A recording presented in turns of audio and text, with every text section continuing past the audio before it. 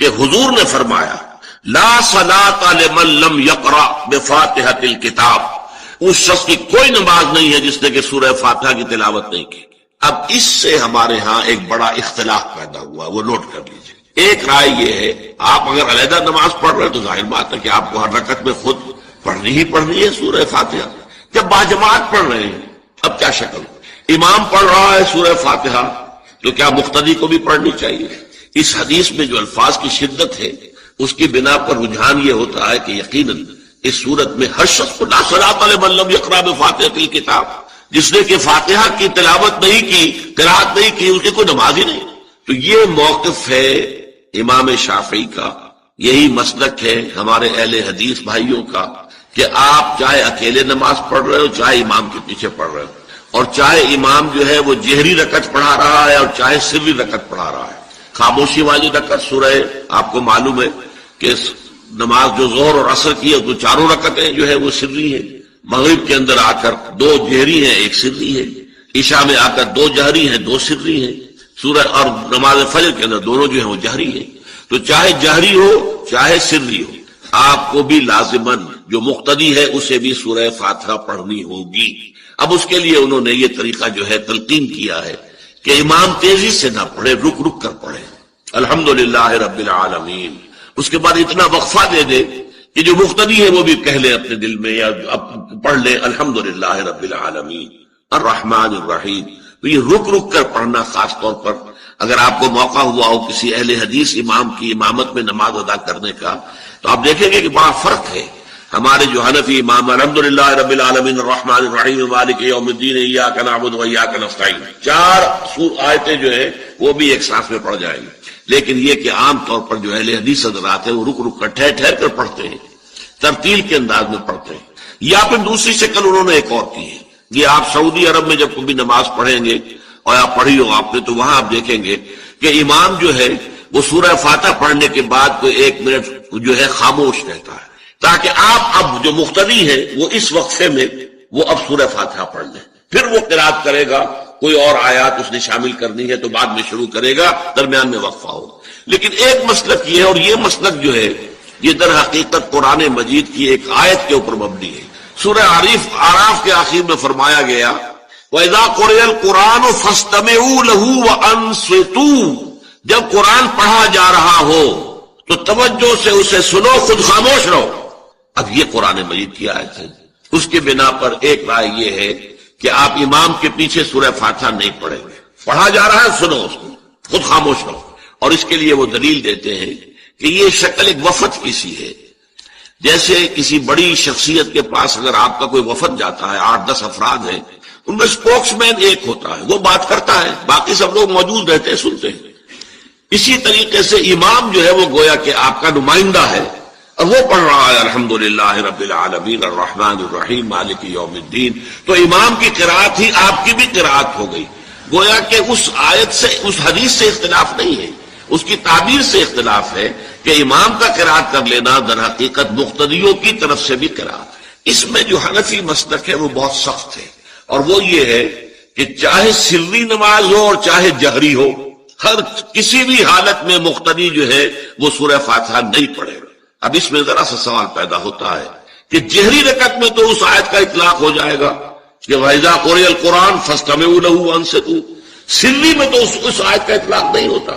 بہرحال یہ مسلک ہے امام شافعی کا، ایک انتہا پر ہے، ہر صورت میں سری ہو یا جہری ہو آپ کو پڑھنی ہی پڑھنی ہے، اور امام ابو حنیفہ دوسری انتہا پر ہے کہ چاہے سری ہو چاہے جہری ہو کسی شکل میں نہیں پڑھ۔ امام مالک کا مسلک ہے درمیان میں، اور میں اس میں کوئی جھجک محسوس نہیں کرتا کہ میں آپ کے سامنے عرض کر دوں کہ میں اس پر عمل پیرا ہوں۔ وہ کیا ہے؟ جہری نماز میں خاموش رہو اور سنو، اس آیت کا اطلاق ہو جائے گا جب بلند آواز سے پڑھ رہا ہے امام تو پوری توجہ، فاستمعوا له، اپنی پوری توجہ کو اس کے سننے کے اوپر مرکوز کر دو اور خود خاموش رہو۔ سری رکعت میں البتہ جبکہ وہ بھی خاموشی سے پڑھ رہا ہے، آپ بھی خاموشی سے پڑھ رہے۔ بہرحال ان چیزوں میں میں نے یہ سب کچھ بیان کیا ہے، تو اس سے جو میرا مقصود ہے وہ یہ ہے کہ معلوم ہو جائے کہ اس میں کوئی بڑی بنیادی بات نہیں ہے، نہ یہ کہ جو حنفی ہیں وہ اس حدیث کا انکار کرتے ہوں کہ لا صلاۃ لمن لم یقرأ بفاتحۃ الکتاب، کیسے وہ انکار کریں گے؟ اور نہ ہی کوئی جو حنبلی ہے یا اہل حدیث ہے وہ قرآن کی اس آیت کا اختلاف سے جو ہے وہ اختلاف کر سکتا ہے کہ اذا قرئ القرآن فاستمعوا له وانصتوا، لیکن یہ کہ اس کے پھر اس سے جو احکام کا استنباط ہے اس میں اختلاف ہو جاتا ہے، تو اس کو نہیں سمجھنا چاہیے کہ یہ کوئی بہت بڑی اہمیت والی بات ہے۔ بات کہ جو فرض نماز ہے اصل اہمیت اس کی ہے۔ ہمارے ہاں عام طور پر مذہبی حلقوں میں اور خاص طور پر جو ذرا متصوفانہ انداز کے رنگ کے لوگ ہوتے ہیں وہ فرض کو تو بس ایسے ہی ادا کر لیتے ہیں کہ جیسے بس اس کی کوئی اہمیت نہیں، بلکہ بعض لوگ وہ بھی ہیں کہ جو فرض کو ترک کر دیتے ہیں، نوافل پر سارا زور، صرف رات کی نماز پر زور دیا جا رہا ہے، فرض نمازوں یہ ہم نے دیکھے ہیں ایسے لوگ بالفعل دیکھے۔ یہ تمام چیزیں جو ہیں در حقیقت اس پھر راہ نبوت سے انسان کو ہٹا دینے والی ہے۔ فرض کتنا فرض، نفل کتنا نفل۔ نوافل کے بارے میں جو ہے شریعت سے ثابت ہے، وہ تہجد بھی نافلۃ لک، حضور کے لیے تو لازم تھی، باقی کے لیے لازم نہیں ہے۔ جو قیام اللیل شروع میں تھا وہ لازم نہیں ہے۔ ہاں رمضان مبارک میں اس کی تشویق ہے، ترغیب ہے، وہ خاص ایک مہینہ ہے، اس میں دن میں کھانا پینا جو ہے وہ حرام کیا گیا، تو رات کو 2/3 رات یا 1/3 کم سے کم 1/3 رات جاگو اللہ کے قرآن کے ساتھ، اللہ کی کتاب کے ساتھ۔ تو یہ اصل میں جو توازن ہے یہ جو ہے بہت ضروری ہے۔ ارأیت اذا صلیت الصلوات المکتوبات، حضور آپ نے دیکھا، غور فرمائیے کہ اگر میں جو فرض نمازیں ہیں وہ ادا کر، اب مثلا ایک حدیث مجھے اور یاد آئی، فرض نماز کی اہمیت کو بیان کرنے کے لیے حضور نے فرمایا جس شخص نے عشاء کی نماز بھی جماعت کے ساتھ ادا کی اور پھر فجر کی نماز بھی جماعت کے ساتھ ادا کی، اس کے لیے پوری رات کا قیام لکھ دیا جائے گا۔ فرض کی یہ اہمیت ہے۔ تو اذا صلیت المکتوبات صلوات المکتوبات وصمت رمضان، اور میں روزہ بھی رمضان کے روزے رکھ دوں، باقی روزہ رکھنا آپ کی مرضی پر ہے، رکھیں ٹھیک ہے، لیکن وہ لازم نہیں ہے۔ نجات کے لیے لازم جو بیس لائن ہے وہ جو عبادات فرض، اس کے بعد جتنا آدمی اضافہ کر سکے، حالات کو بھی دیکھیں۔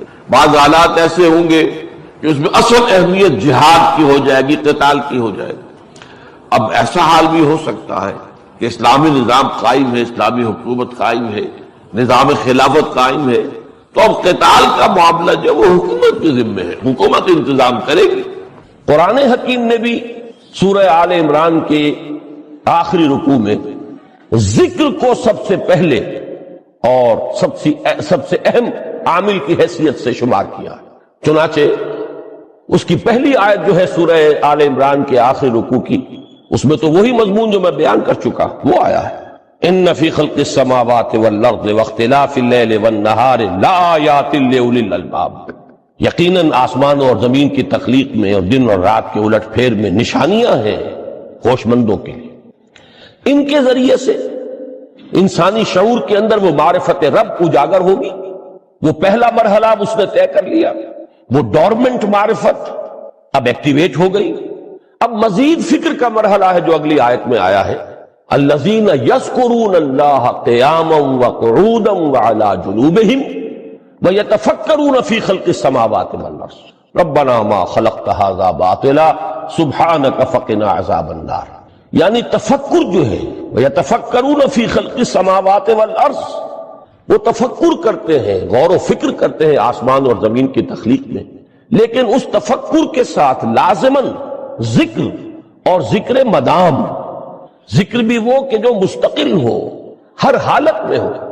الذین یذکرون اللہ قیاما وقعودا وعلی جنوبہم، وہ لوگ کہ جو اللہ کو یاد رکھتے ہیں، اللہ کا ذکر کرتے ہیں، کھڑے ہوئے بھی، بیٹھے ہوئے بھی، اور اپنے پہلوؤں کے بل یعنی لیٹے ہوئے بھی۔ اب ان تین کے سوا تو کوئی پوزیشن انسان کی نہیں ہے، اسی کا نام ہے دوام ذکر۔ اور اس کے ساتھ اگر وہ تفکر کرتے ہیں تو ان کا فکر اگلی منزل تک پہنچتا ہے۔ تو پہلی شے تھی فکر انسانی کی صحیح رخ پر مزید پیش قدمی اور پیش رفت، اور اس کے لیے لازم ہے ذکر و فکر کا امتزاج۔ دوسری چیز کو لیجئے عمل کی درستی۔ اس عمل کی درستی کے لیے اللہ تعالیٰ کے ساتھ ایک گہرے تعلق کی ضرورت ہے، اس لیے کہ صبر کی بحث میں یہ مضامین شاید آپ کے سامنے آ گئے ہوں کہ صبر جہاں مصیبت پر صبر ہوتا ہے، تکلیف پر صبر ہوتا ہے، اللہ کے احکام پر جمنا یہ بھی صبر ہے، نفس کی خواہشات کی باغ کو تھام کر رکھنا، کھینچ کر رکھنا یہ بھی صبر ہے، اور استقامت کسی شے پر قائم رہنا یہ بھی صبر ہے۔ تو عمل صحیح پر استقامت کے لیے وَاصْبِرْ وَمَا صَبْرُكَ إِلَّا بِاللَّهِ، اس صبر کی سب سے اہم جو بنیاد ہے، اس کا جو سب سے بڑا ذریعہ ہے، اس کا جو سب سے بڑا سہارا ہے، وَمَا صَبْرُكَ إِلَّا بِاللَّهِ، اس کے لیے ضرورت ہے ایک گہرے تعلق کی کہ اللہ کے ساتھ ایک ایسا تعلق برقرار رہے جو نہ صرف گہرا ہو بلکہ دائم و قائم مسلسل۔ ذرا ذہول ہوگا تعلق مع اللہ میں، ذرا کمی آئے گی، شیطان کا وار کاری ہو جائے گا۔ اسی کو حضور نے حدیث میں یوں تعبیر کیا ہے تمثیلاً کہ جو دل اللہ کی یاد سے غافل ہے اس پر، فارسی کا وہ مقولہ بھی ہے کہ خانہ خالی را دیو میں گیرت، گھر خالی رہے تو جنات اس پر دیو جو ہے آ کر قبضہ جما لیتے ہیں۔ تو خانہ قلب جو ہے اگر یاد خدا بندی سے خالی ہو گیا تو شیطان ابلیس لعین اپنی تھوتھنی ٹکا دیتا ہے۔ یہ لفظ آتا ہے سور کے منہ کے لیے تھوتھنی، جس طرح اس کا نکلا ہوا سا منہ ہوتا ہے آگے، تو یہ لفظ استعمال کیا گیا کہ وہ اپنی تھوتھنی انسان کے دل پر جما کر اور پھونکے مارنی شروع کر دیتا ہے۔ تو شیطان کو موقع ہی تب ملتا ہے جب انسان کے تعلق مع اللہ کے اندر کمی ہو، وہ خانہ بالکل خالی ہو گیا ہو یا اتنا ضعیف ہو گیا ہو کہ کل عدم ہو جائے، گویا کہ نہیں۔ تیسری چیز کی طرف آئیے، روحانی ترقی۔ روحانی ترقی کے لیے میں ایک اصطلاح کے سامنے لا رہا ہوں، اس سے مراد کیا ہے؟ روحانی ترقی کے لیے ہماری دینی اصطلاح ہے تقرب الی اللہ، اللہ سے قریب تر ہوتے چلے جانا۔ اس پر میرا ایک کتابچہ بھی ہے، تقرب الی اللہ کے دو مدارج، دو درجے، جو در حقیقت ایک حدیث نبوی علیہ الصلوۃ والسلام ہی پر مبنی ہے کہ حضور نے ایک درجہ قرار دیا ہے تقرب بالفرائض، فرائض کے ذریعے سے انسان اللہ کا قرب حاصل کرے۔ ایک ہے تقرب بالنوافل، نوافل کے ذریعے سے اللہ کا قرب حاصل کرے۔ ان میں کیا نسبت و تناسب ہے، اہمیت کے اعتبار سے کون بڑھ کر ہے، بلندی کے اعتبار سے کون بڑھ کر ہے، یہ تمام مسائل میں نے اپنی اس تقریر میں بیان کیے تھے جو اس کتابچے میں شائع ہوئی ہے۔ اس وقت میں اس کی تفصیل میں نہیں جا رہا، صرف یہ تذکرہ اس لیے کر رہا ہوں کہ جن کو بھی خواہش ہو جائے وہ اس کا مطالعہ کرے۔ ہماری اس وقت کی گفتگو سے وہ کتابچہ اس جگہ پر منسلک ہوگا۔ تو تقرب الی اللہ، یہ تقرب کوئی فزیکل فینومینن نہیں ہے، جسمانی یا مادی مسئلہ نہیں ہے۔ اللہ سے قرب یہ نہیں ہے کہ کوئی کروڑوں میل کا فاصلہ ہے، اب ہمیں کوئی رسی پر چڑھنا ہے اوپر بڑی محنت اور مشقت سے، فصل تو ہے ہی نہیں، فاصلہ ہے ہی نہیں، بعد ہے ہی نہیں۔ نحن اقرب الیہ من حبل الورید، ہم تو انسان سے اس کی شہرگ سے بھی زیادہ قریب ہیں۔ ہوا معکم اینما کنتم، وہ تو تمہارے ساتھ ہی ہوتا ہے جہاں کہیں بھی تم ہو، بس صرف یہ کہ تمہاری توجہ نہیں ہوتی، تم اور چیزوں میں مشغول و مصروف رہتے ہو، تم ہماری طرف دھیان ہی نہیں دیتے، تم ہماری طرف متوجہ ہی نہیں ہوتے۔ ہم تو مائل بے کرم ہے، کوئی سائل ہی نہیں، راہ دکھلائیں کسے رہنم منزل ہی نہیں۔ انسان جب متوجہ ہو جاتا ہے اور بڑھتا ہے، آگے پیش قدمی کرتا ہے روحانی اعتبار سے، تو یہ ہے در حقیقت تقرب الی اللہ، اور اسی کو ہم کہیں گے روحانی ترقی۔ اب ان تین چیزوں کو اگر آپ نے ذہن میں جما لیا، پھر میری بات کی ترتیب اس کو ذہن میں قائم کیجئے۔ ہم چلے کہاں سے؟ کہ دین کے ساتھ اصل مناسبت فلسفے کی نہیں، حکمت کی۔ نمبر 2، حکمت قرآنی کا پہلا اور اہم ترین اور بنیادی مسئلہ معرفت رب کا حصول ہے۔ اس کا نتیجہ شکر خدا بندی ہے، اس کا ذریعہ آیات آفاقی، آیات انفسی، اور سب سے بڑھ کر آیات قرآنیہ ہیں جو الذکر ہے، جو تذکرہ ہے، جو ذکرہ ہے۔ لیکن اس پہلے مرحلے کو اگر کوئی انسان بفضل ہی تعالی، اللہ کے فضل و کرم سے طے کر لے، اب اس کے سامنے تین مسئلے، فکر کی مزید پیش رفت، مزید پیش قدمی صحیح رخ پر، اس کے لیے ذکر اور فکر دونوں کا امتزاج لازمی ہے۔ فقر قرآن اختلاط ذکر و فکر۔ الذین یذکرون اللہ قیاما وقعودا وعلی جنوبہم ویتفکرون فی خلق السماوات والارض۔ دوسری شے عمل کا درست رہنا، نہ افراط و تفریط ہو عدم توازن ہو، نہ انسان نفس سے مغلوب ہو جائے، نہ انسان جذبات کی رو میں اندھا ہو جائے، نہ انسان ماحول سے مرعوب ہو کر متاثر ہو جائے، صحیح رخ پر اس کا عمل۔ نمبر 3 روحانی ترقی، جو اصل حاصل ہے، جو اصل مقصود ہے۔ نمبر 2 چیز کے لیے تعلق مع اللہ ضروری، نمبر 3 کے لیے تقرب الی اللہ۔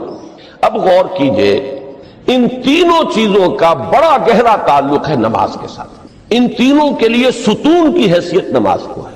لہذا ایمان کے بعد یا معرفت رب کے بعد حکمت دین کا اہم ترین مسئلہ نماز، صلاۃ، اس لیے کہ ایک طرف یہ انسان کو اللہ کے ساتھ ایک گہرے تعلق کا ذریعہ فراہم کرتی ہے، اپنے تمام مصروفیات میں سے ان مشغولیتوں میں جن میں گم ہونے کا خدشہ ہوتا ہے نکلو، 24 گھنٹے کے معمولات میں سے کم 5 مرتبہ تو لازماً نکلو، اور اپنے آپ کو ذرا، اپنے حواس کو بھی، اپنی باطنی کیفیات کو بھی ذرا تازہ کرو۔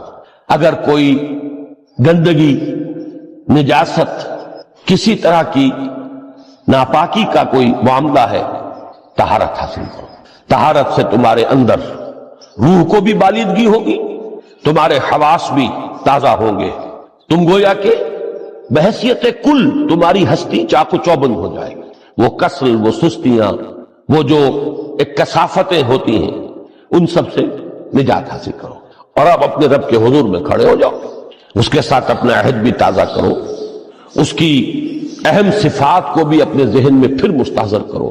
یہی وجہ ہے، دیکھیے میں نے جو آیات آپ کو شروع میں سنائی تھی، سورہ لقمان کی 2 آیتیں، پہلی آیت میں اس کا ترجمہ کر چکا، دوسری آیت وَلَقَدْ وَإِذْ قَالَ لُقْمَانُ لِابْنِهِ وَهُوَ يَعِظُهُ يَا بُنَيَّ لَا تُشْرِكْ بِاللَّهِ إِنَّ الشِّرْكَ لَظُلْمٌ عَظِيمٌ۔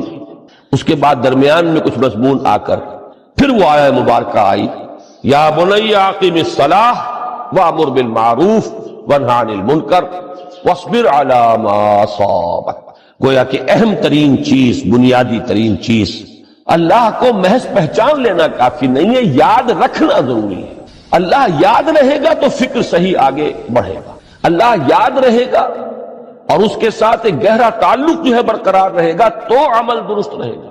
بالکل یہی بات سورہ طٰہٰ میں جو پہلی وحی حضرت موسیٰ علیہ السلام پر ہوئی، اور پہلا مخاطبہ ہے، چونکہ حضرت موسیٰ کو یہ انبیاء کرام کے مقدس گروہ میں ایک امتیازی حیثیت حاصل ہے کہ ان سے براہ راست گفتگو ہوئی ہے، اگرچہ صرف ایک پردہ تھا، اوٹ من ورائے حجاب گفتگو ہوئی ہے، لیکن یہ کہ کوئی فرشتے کا درمیانی جو ہے وہ لنک نہیں تھا، براہ راست اللہ تعالیٰ نے حضرت موسیٰ علیہ السلام سے کلام فرمایا۔ کلم اللہ موسیٰ تکلیما، موسیٰ سے تو اللہ نے کلام فرمایا جیسے کہ کلام کیا جاتا ہے۔ تو پہلا مخاطبہ ہے، یہ پہلا مکالمہ ہے، پہلی وحی کہیے، اسی میں یہ الفاظ بھی موجود ہیں، اننی انا اللہ لا الہ الا انا فاعبدنی وَأَقِمِ الصَّلَاةَ لِذِكْرِي۔ یہ گویا کہ حکمت قرآنی کا ایک بہت بڑا خزانہ ہے یہ آیت مبارکہ، کہ خود حضرت موسیٰ علیہ السلام کو جو ہدایت دی جا رہی ہے، میں ہوں، میں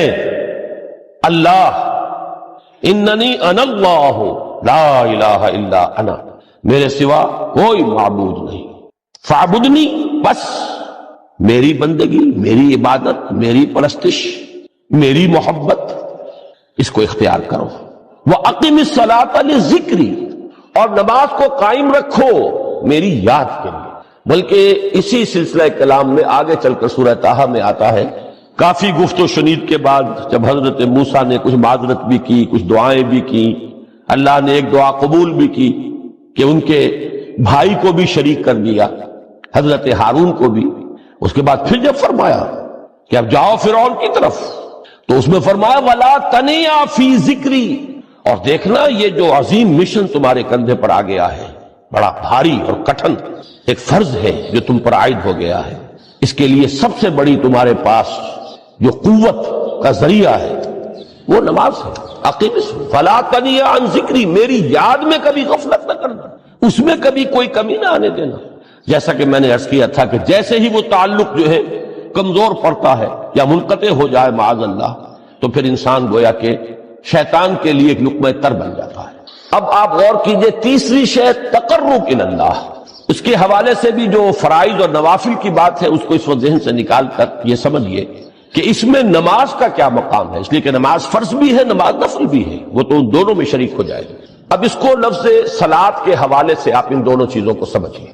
صاد لام واو یا یہ چونکہ حروف علت ایک دوسرے سے بدلتے رہتے ہیں، یہ جو مادہ ہے اس کی جو خالص لغوی اصل ہے، جو خالص عربی زبان میں اس کا بنیادی مفہوم ہے، وہ آگ جلانا یا آگ تاپنا یا آگ سینکنا، حرارت حاصل کرنا۔ لہذا بار بار آتا ہے جہنم کے ذکر میں اسلوہا، اب جلو اس میں، تاپو اس کو، یہ سینکے گی تمہیں۔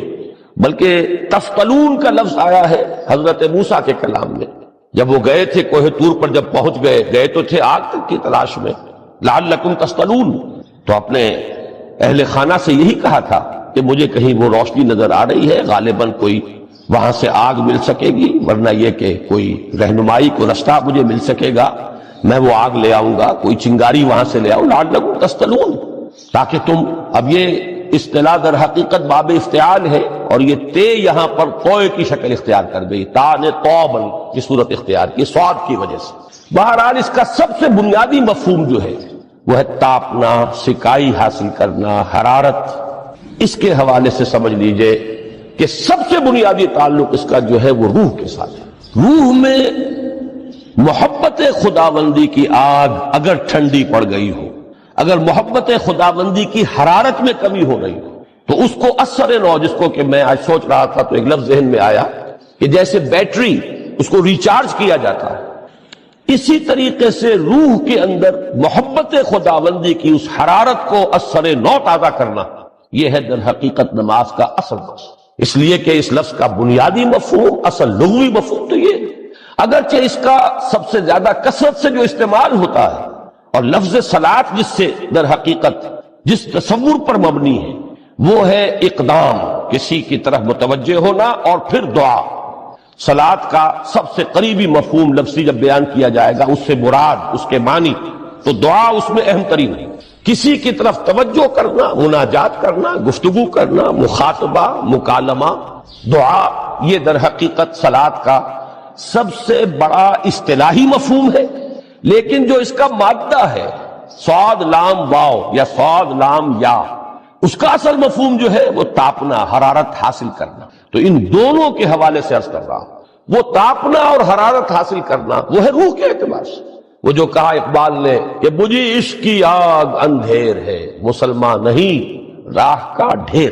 یہ عشق کی آگ جب بجھ جاتی ہے، در حقیقت یہی تو انسان کی روحانی موت ہے۔ یہ اب یہ نہ رہے تو چاہے منطق میں بہت انسان ماہر ہو، مجھے اقبال کا ایک شعر یاد آیا ہے، تقابل کرتے ہوئے ایک انسان محکوم اور ایک انسان حر، آزاد انسان، ان کی نفسیات میں جو بنیادی فرق علامہ اقبال نے مختلف مواقع پر بیان کیے ہیں۔ محکوم ہے بیگانہ اخلاص و مروت، ہر چند کے منطق کی دلیلوں میں ہے چالاک۔ تو منطق کی دلیلوں میں انسان چالاک ہو جائے اور وہ لغت ہائے حجازی کا وہ ایک خزانہ بن جائے، اسے تمام الفاظ کے معنی یاد ہو، وہ بڑے مسائل فقہ کے اسے ازبر ہو، جزیات، بے انتہا جزیات جو ہے وہ مستحضر ہو، فلسفے کے بڑے بڑے مسئلے اس نے حل کر لیے ہوں، لیکن اگر روح میں وہ اللہ کی محبت کی آگ نہیں ہے، وہ تپش نہیں، مجھے عشق کی آگ اندھیر ہے، مسلمان نہیں راہ کا ڈھیر۔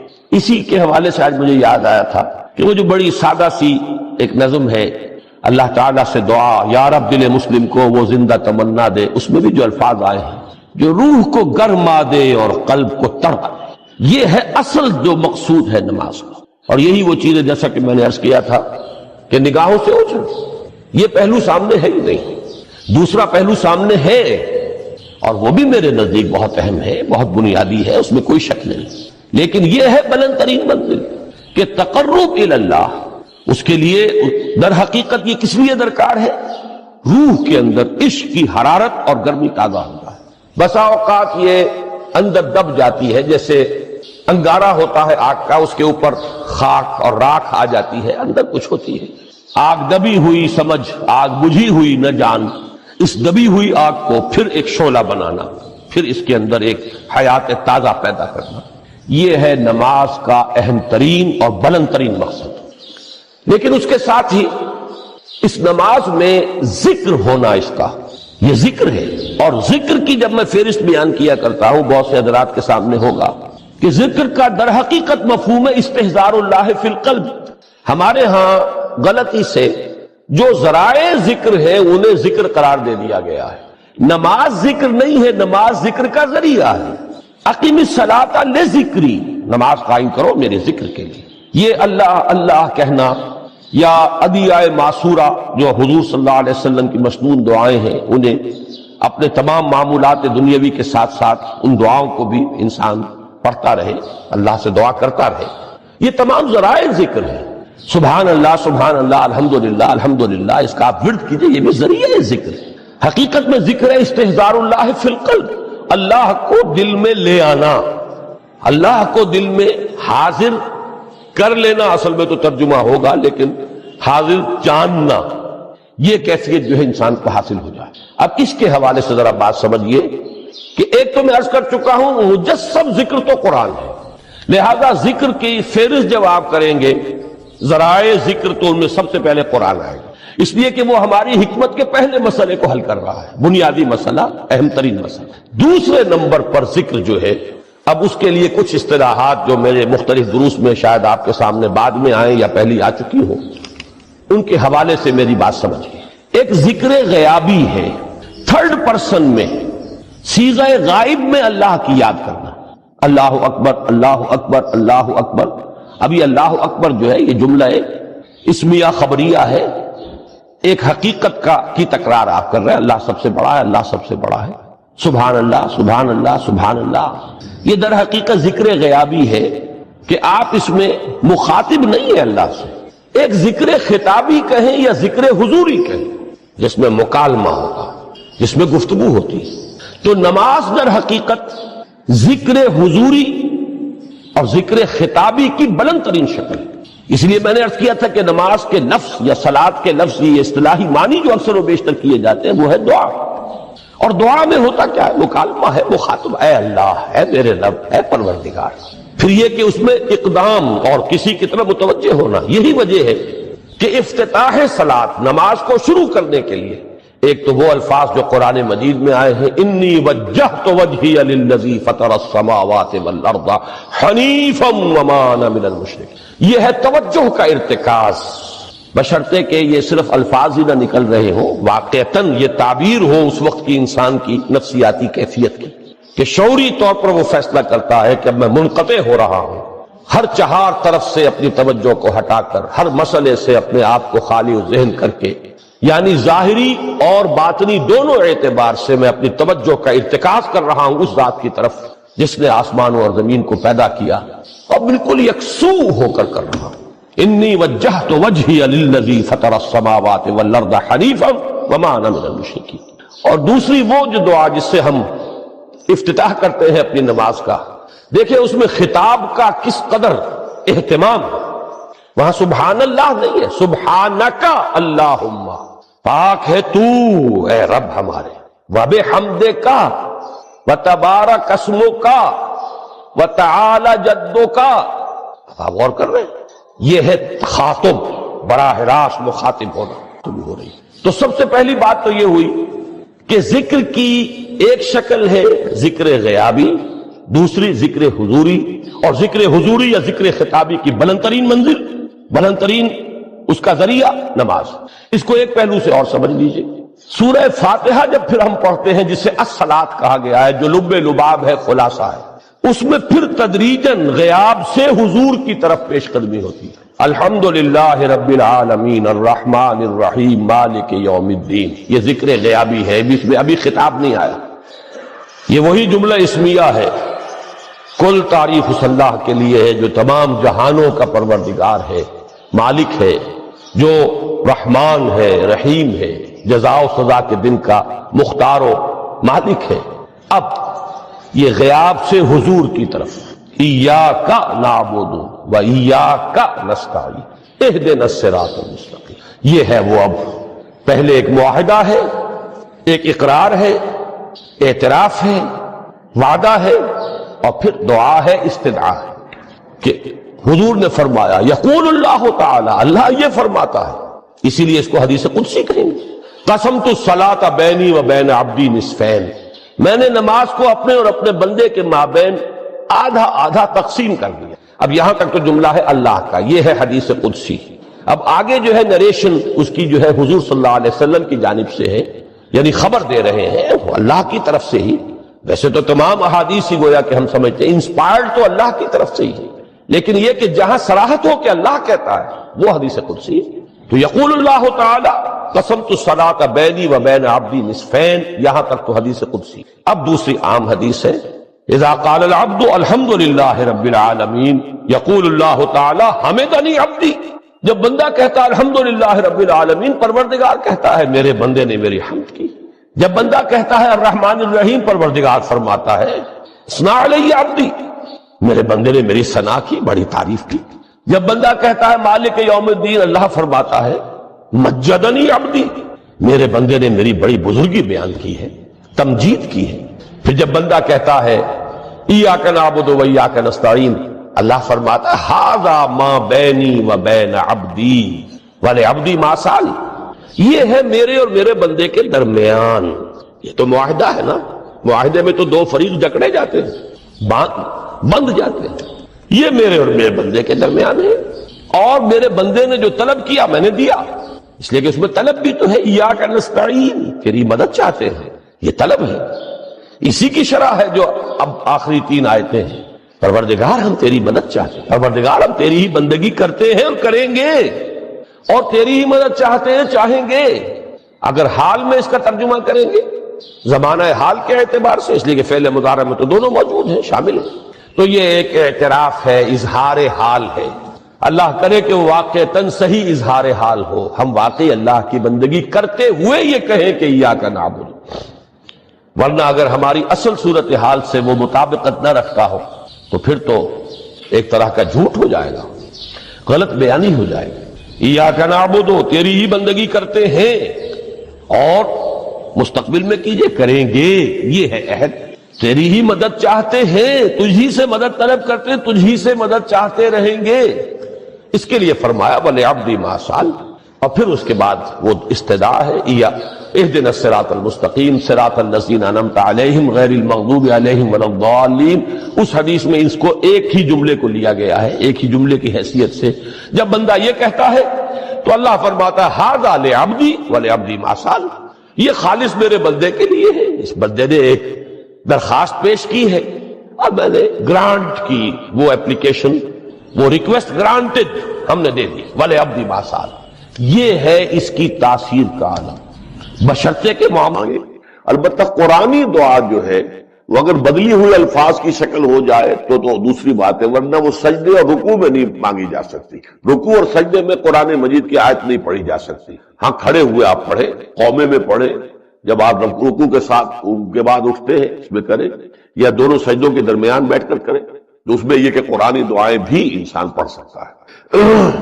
اگر پڑھی جا سکتی ہے تو کہاں کہاں، یعنی سجدہ اور رکوع یا قیام وغیرہ میں پڑھی جا سکتی ہیں۔ میں نے عرض کیا نا کہ سجدہ اور رکوع میں نہیں، قرآنی۔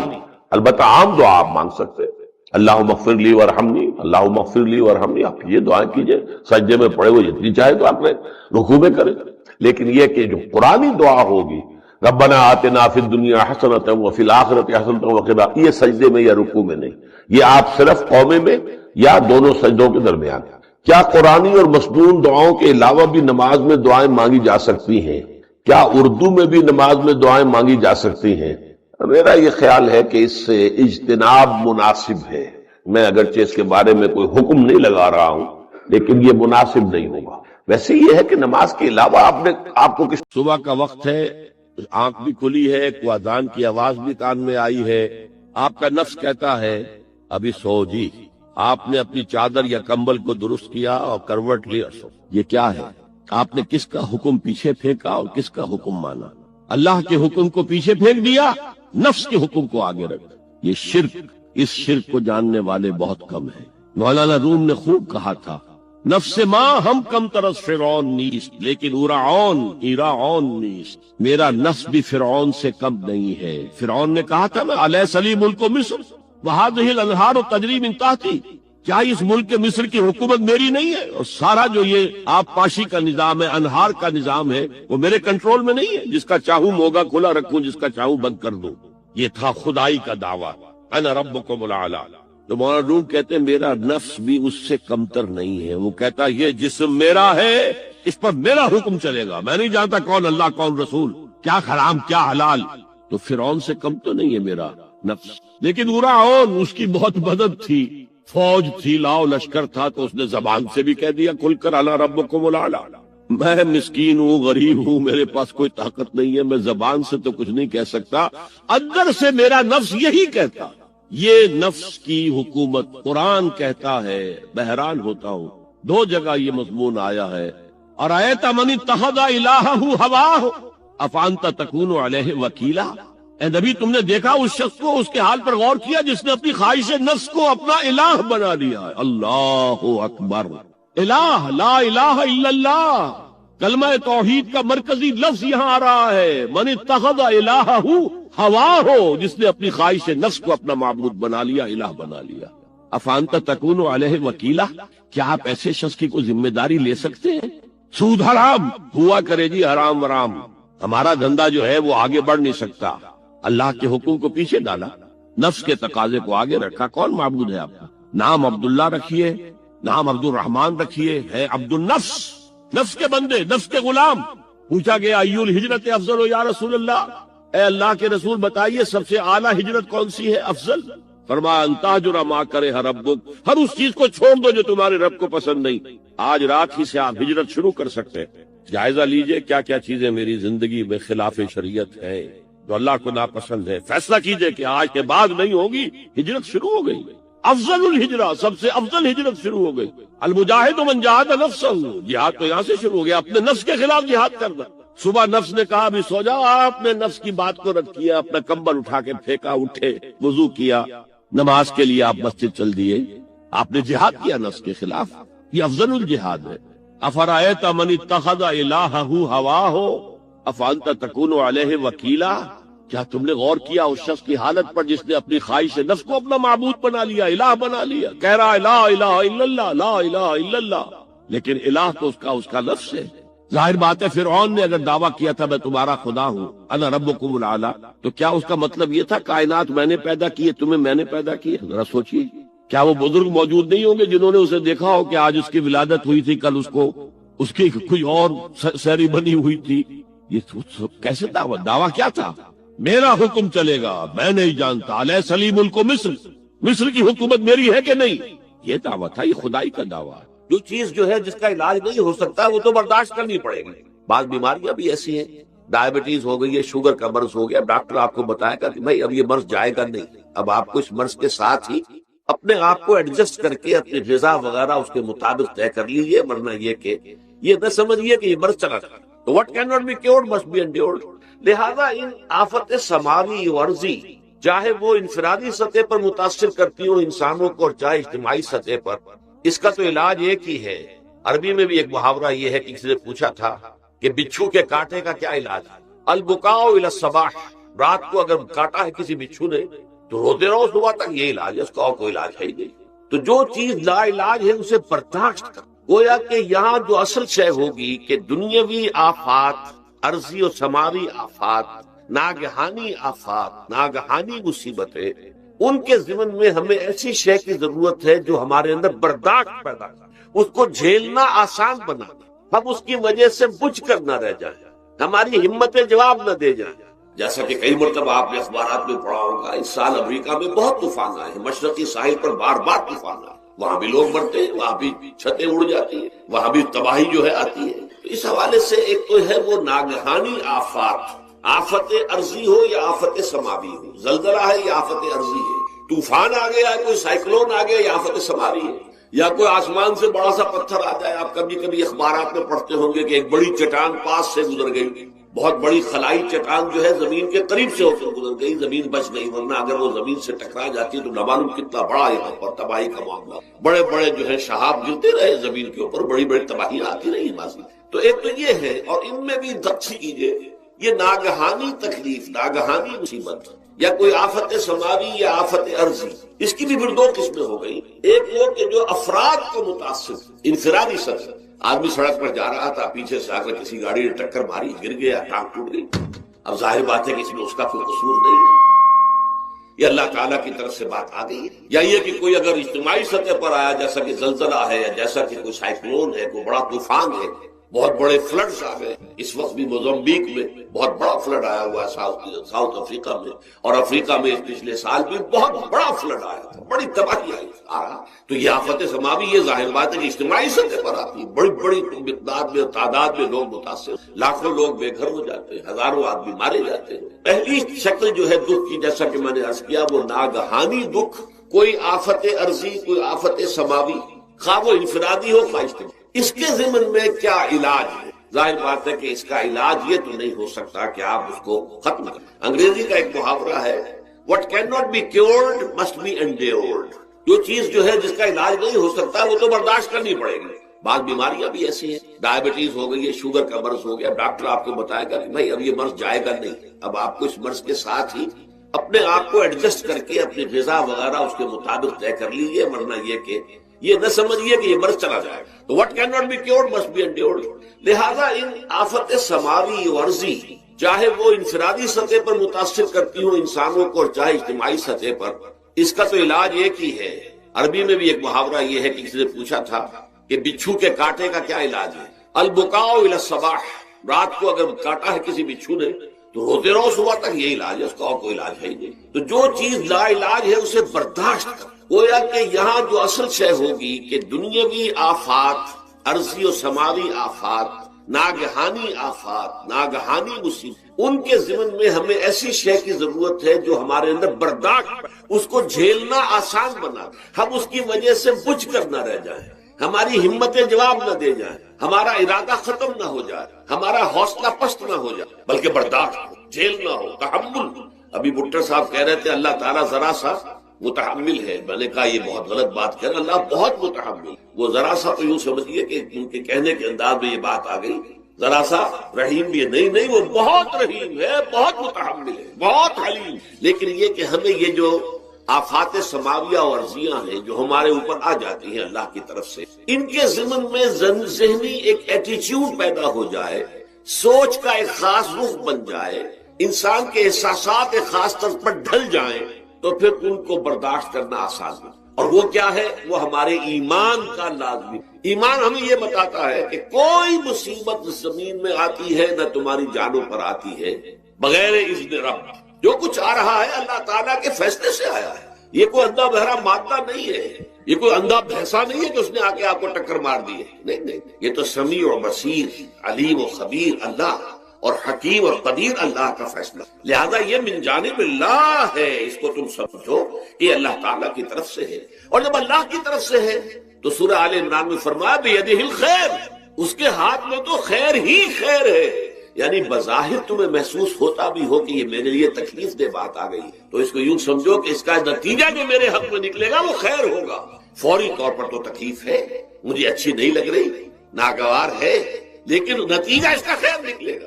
جیسے بچہ بیمار ہے، ماں اسے دوا پینے پر مجبور کر رہی، کڑوی دوا ہے، وہ تو سمجھتا ہے مجھ پر بڑا ظلم ہو رہا ہے. یا آپ لے گئے اسے ڈاکٹر کے یہاں ٹیکا لگوایا ہے، وہ تو چیخ رہا ہے، رو رہا ہے، لیکن آپ کو معلوم ہے، کاش اسے بھی معلوم ہو جائے کہ یہ میرے خیر کے لیے، میرے بھلے کے لیے. اگر اسے یہ معلوم اور محسوس ہو جائے تو اس کی تکلیف اس کے اندر بہت کمی آ جائے گی، وہ سہار لے گا، اس کو وہ برداشت کرے گا. اس حوالے سے اس کا جو ہمارے دین میں اس کا نام ہے، اس ذہنی کیفیت کا، ان احساسات کا، اسے ہم کہتے ہیں تسلیم و رضا. جو کچھ آ رہا ہے اللہ کی طرف سے آ رہا ہے، لہذا سر تسلیم خم، اے اللہ ہم قبول کر، رضا، ہر حال میں تیری رضا پر راضی، جو تیرا فیصلہ ہے ہمیں بصر و چشم سے تسلیم و رضا. ہم بھی تسلیم کی خو ڈالیں گے، بے نیازی تیری عادت. اللہ تو بے نیاز ہے، لیکن اے اللہ تو ہمارے لیے جو بھی تکلیف کا تو نے فیصلہ کیا، تسلیم کی خو ڈالیں گے، عادت پیدا کر لیں گے اپنے اندر کہ ہر ساقی ماریخ عین الطاف است، یہ میرا ساقی میرے پیالے میں جو کچھ ڈال دے اس کا لطف و کرم ہے. یہ مقام رضا ہے، یہ ایمان کا ایک ایسا تقاضا ہے کہ جس کو ہم کہیں گے ایمان کی حلاوت، ایمان کی مٹھاس، اگر آپ کا منہ کڑوا ہو جائے تو آپ چینی کھاتے ہیں تاکہ منہ کا ذائقہ ٹھیک ہو جائے۔ اگر تکالیف کی وجہ سے، دکھ کی وجہ سے آپ کے احساسات کے اندر کوئی خرابی پیدا ہو رہی ہے، یہ جو مقام رضا ہے، یہ اس کے لیے قند ہے، یہ اس کے لیے چینی ہے، یہ اس کے لیے شہد ہے، یہ اس کی تلخی کو ظاہر کر دینے والی چیز ہے کہ اللہ تیری رضا پر راضی، راضی برضائے رب۔ اب اس کے ضمن میں سمجھئے، یہ تو اصولی بات میں نے آپ کو بتا دی۔ اس کی 3 کیفیات ہو سکتی ہے کیوں اللہ کی طرف سے یہ چیزیں آتی ہیں۔ سب سے پہلی شے ہے، اب وہ جو آیات میں نے سنائی تھی وہ سن لیجیے پہلے ترجمہ۔ سورہ تغابن میں فرمایا ما صاب من مصیبت الا باذن اللہ، دیکھو کوئی مصیبت تم پر نہیں آ سکتی، نہیں آتی مگر اللہ کے اذن۔ ومن یؤمن باللہ، اور جو شخص اللہ پر ایمان رکھتا ہو یہد قلبہ، اللہ اس کے دل کو ہدایت دے دے، اس کے دل کو سکون عطا کر، وہ راضی برضائے رب ہو، اس میں شکوہ نہیں رہتا، اس میں شکایت نہیں، اس میں تلخی نہیں ہوتی، کیوں ہو گیا، کیسے ہو گیا، کیوں ہو گیا، نہیں ہونا چاہیے۔ یہ سارا جو پیچ آدمی کھاتا رہتا ہے اندر ہی اندر، وہ جو پیچ کھا رہا ہے، یہ سب پیچ سے نجات نہیں۔ برو کشید سے پیچا کہ ہستمود مرا، کہ اقدہا کے مقام رضا کشود مرا۔ یہ پیچ کھانا جو ہے، پیچا کے ہستمود، اس سے اللہ تعالیٰ نے مجھے نجات دے دی ہے مقام رضا کے ذریعے سے۔ کتنے بڑے بڑے عقدے میرے حل ہو گئے اس مقام رضا سے، کہ اقدہا کے مقام رضا کشود میرا، میرے تو بہت سے عقدے اس سے حل ہو گئے۔ اس حوالے سے ایک موٹی بات تو یہ ہو گئی، لیکن اب اس کو 3 حصوں میں تقسیم۔ پہلی بات یہ کہ یہ اللہ کی طرف سے آزمائش، میرا بندہ اس پر صبر کرتا ہے یا نہیں، یا میرے خلاف بکواس کرنے پر آمادہ ہو۔ اللہ تو ایسا ہے، اللہ نے تو ہم پر کبھی کرم کیا ہی نہیں، اللہ تو ظالم، معاذ اللہ معاذ اللہ معاذ اللہ۔ کہ ایسا تو نہیں، میرا بندہ جو ہے تکلیفتا ہے میری وجہ سے، یہ سمجھ کے کہ اللہ کی طرف سے آئی۔ یہ صبر جو ہے یہ بہت بڑی کامیابی ہے اگر انسان کو، اور اس صبر کے نتیجے میں 2 اور باتیں پیدا ہوتی۔ یہ مضامین علیحدہ دروس کے اندر آتے رہے ہیں، لیکن آج ایک نئے عنوان کے تحت جمع ہو کر پہلی بات یہ ہوتی ہے کہ یہ امتحان کا نتیجہ کیا نکلتا ہے کہ آپ نے ایک امتحان پاس کیا تو آپ کے اگلے درجے میں ترقی ہوگی۔ 5ویں کا امتحان پاس کر لیا نا، 6 میں جائیں گے، اب 6ٹھی کا امتحان پاس کریں گے تو 7ویں میں جائیں گے، 7ویں کا پاس کریں گے تو 8ویں میں۔ درجہ بدرجہ انسان کی دینی، ایمانی اور روحانی ترقی کا ذریعہ یہ آزمائش ہے۔ جتنا اس میں صبر ہوگا، جتنا اس میں تسلیم و رضا جو ہے آپ حاصل کرتے جائیں گے تو آپ کے درجے بلند ہوتے جائیں گے۔ آپ کا امتحان کڑے سے کڑا آئے گا، بڑے سے بڑا آئے گا، مشکل سے مشکل تر آئے گا۔ ایک وقت میں ایم اے کا امتحان بھی آپ کو دینا ہوگا، ایک وقت میں ہو سکتا ہے پی ایچ ڈی کے لیے تھیسس آپ لکھیں، پھر اس کے اوپر جو ہے ٹیم بیٹھی ہوئی اور آپ سے وہ بحث کرے، جرا کرے آپ سے، وہ بھی کرنا ہوگا۔